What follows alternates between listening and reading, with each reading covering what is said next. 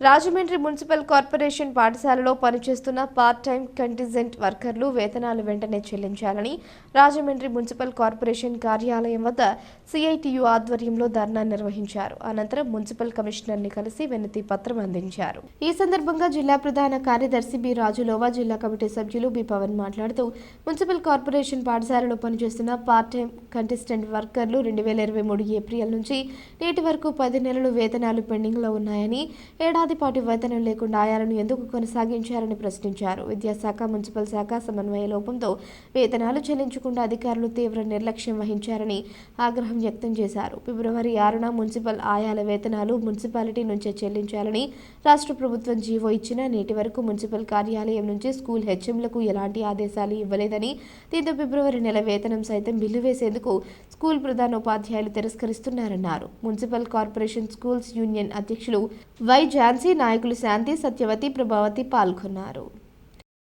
Municipal school ఆయాలకి ఎవరైతే part time contingent వర్కర్స్గా పనిచేస్తున్నటువంటి వాళ్ళకి మున్సిపల్ స్కూల్స్ని శుభ్రం చేసి నీళ్లు పెట్టి మొక్కలకి అవి క్లీన్ చేసేటువంటి ఎవరైతే మున్సిపల్ స్కూలు ఆయాలు ఉన్నారో వీళ్ళకి గత 2023 ఏప్రిల్ నుంచి కూడా ఈ ప్రభుత్వం వేతనాలు ఆపేసింది. ఈ మున్సిపల్ స్కూల్స్ నిర్వహణ బాధ్యత మొత్తం కూడా వీళ్ళ విద్యాశాఖకి బదిలీ చేసేవనే పేరుతో వేతనాలు ఆపింది. అనేక దఫాలుగా పోరాటాల ఫలితంగా ఈరోజు మరలా ప్రభుత్వం మున్సిపల్ శాఖలో పనిచేసేటువంటి ఎవరైతే మున్సిపల్ స్కూల్స్లో పనిచేసేటువంటి ఆయాలకి మున్సిపాలిటీలే వేతనాలు ఇవ్వాలనేటువంటి జీవో నెంబర్ 84 కూడా ఇవ్వడం జరిగింది.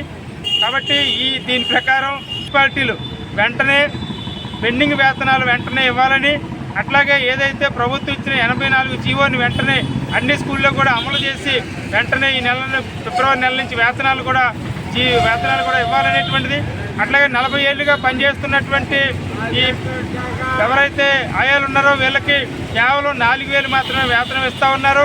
ఇప్పుడు పెరిగిన ధరలకు అనుగుణంగా కనీస వేతనం ఇవ్వాలనేటువంటిది కూడా మేము డిమాండ్ చేస్తున్నాం.